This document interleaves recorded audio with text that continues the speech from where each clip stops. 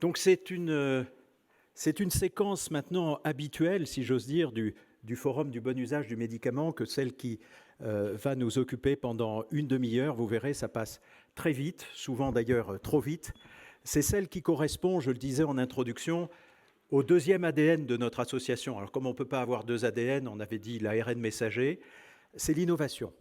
Depuis le début, nous, on pense que ce qui est important en matière de bon usage, si vraiment on veut faire bouger les lignes, il faut rajouter par-dessus toute l'expertise dont nous avons beaucoup parlé, l'implication, il faut rajouter par-dessus la collaboration de l'ensemble des acteurs, il faut rajouter l'innovation. Et l'innovation dans ce domaine est foisonnante.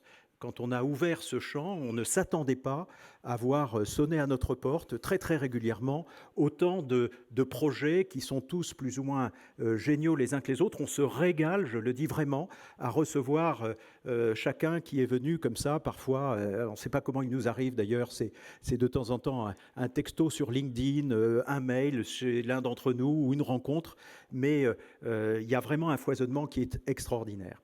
Alors vous savez, tout ce qui caractérise l'innovation, par définition, nécessite peu de temps. D'abord parce que les innovateurs sont des gens pressés, ils ont autre chose à faire en permanence. Et puis ensuite parce que, au fond, ce qui caractérise probablement le mieux une innovation, c'est sa capacité à être expliquée rapidement. Je suis convaincu qu'il y a un lien entre les deux. Ce qui se conçoit bien s'énonce clairement, et les mots pour le dire arrivent aisément. C'est pas de moi, Bossuet, je crois.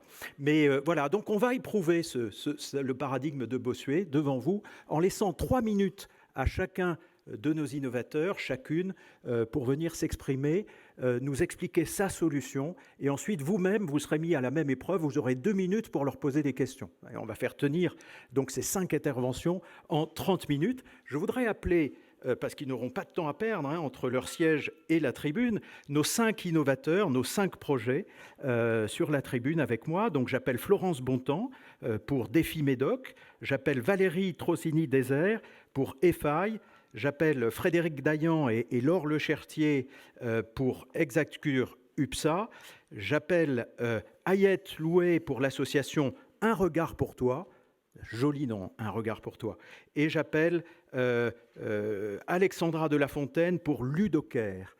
Donc merci de nous rejoindre sur cette tribune. Alors moi, je n'ai pas de grand chronomètre, mais on va me faire des signes, j'en suis sûr. Et puis, de toute façon, on sera captivé par ce que vous allez nous raconter.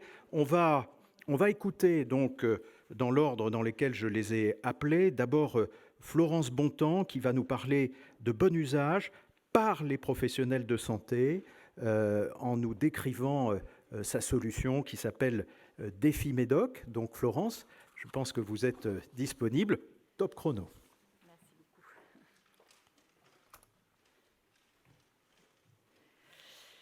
Bilan de médication, entretien de suivi des patients, dispensation sous protocole. On voit bien que le métier de pharmacien a complètement changé en quelques années et qu'il demande beaucoup plus de compétences et de connaissances actualisées en permanence pour justement accompagner, sécuriser la dispensation et accompagner les patients au bon usage des médicaments. Or, comment faire dans ce moment où on n'a absolument pas de temps de se former ? Je veux bien la diapo suivante. Défi Médoc est une solution qui va faciliter la vie des pharmaciens parce que ça va lui permettre d'actualiser ses connaissances de façon non chronophage, en 3 minutes par jour, ludique, motivante et efficace. Défi Médoc, c'est une application mobile qui envoie des quiz sur le smartphone 2 fois par semaine sur une classe de médicaments. Le lundi, c'est plutôt un petit peu la théorie, les généralités, et le jeudi, c'est un quiz de 10 cas pratiques.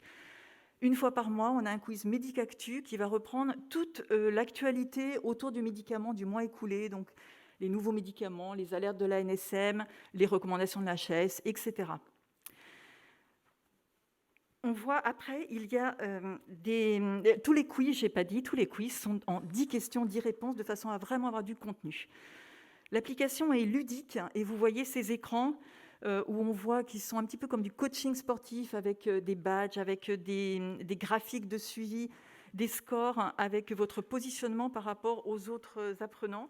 Tout ça est encourageant et va vous inciter à faire les quiz, puisque bien sûr, le rapid learning, c'est pas beaucoup à la fois, mais au contraire, très souvent. Une troisième partie de l'application, ce sont des fiches de synthèse sur chaque classe de médicaments associées à chaque quiz. Ces fiches de synthèse en 10 points ont une 11e partie qui est la bibliographie cliquable en ligne, ce qui peut rendre bien service parce que finalement, Defimedoc, c'est un outil compagnon dans lequel on peut aller chercher une information très vite sur une classe de médicaments, mais où on sait qu'il y a regroupé les 15 bibliographies intéressantes sur cette classe de médicaments et bien sûr mises à jour. Je vais terminer en disant que nous avons à peu près presque 1000 abonnés à Defimedoc. Il y a des abonnements mensuels, annuels, en équipe ou individuels, avec quelques beaux partenariats avec des acteurs de la pharmacie. Un très beau succès et des retours vraiment excellents des abonnés qui deviennent pour certains vite accros. Defimedoc est lauréat du prix international du bon usage du médicament qui va être décerné par l'Académie de pharmacie le 15 décembre. Donc c'est un petit peu une reconnaissance de cette utilité de l'application dans le bon usage du médicament. Voilà, je suis à votre disposition pour les 2 minutes de questions. Merci beaucoup, Florence. On peut vous applaudir. Alors, j'en profite pour dire que l'Association pour le bon usage du médicament, et je salue, il y a plusieurs académiciens de l'Académie de pharmacie dans la salle, et je me demande, il devait être avec nous en tout cas, si le professeur Gilles Aulagnier n'est pas non plus avec nous, je ne l'ai pas vu, mais je crois qu'il va arriver, qui est président de l'Académie nationale de pharmacie. J'en profite pour les saluer et vous dire que l'Association pour le bon usage du médicament est partenaire du prix qui vient d'être cité, qui est un prix dédié au bon usage du médicament, remis par l'Académie nationale de pharmacie. Nous en sommes très fiers, et c'est un prix international, hein. Voilà, qui intéresse évidemment le monde francophone, mais c'est très important. Alors, 2 minutes, on avait dit pour les réponses. En tout cas, merci Florence, hein, vous avez tenu parfaitement les temps. Est-ce qu'il y a des quick questions comme ça qui pourraient être posées? Allez-y, hein, on va pas. Je vous ai mis beaucoup de stress sur le temps, mais c'est important de comprendre. Oui, Sophie? Un micro, si on peut passer un micro à Sophie. Merci. Sur les 1000 abonnés, Florence, la proportion des pharmaciens, des étudiants ou des préparateurs, parce que j'imagine qu'ils ont tous accès à cette application. Oui, bien sûr.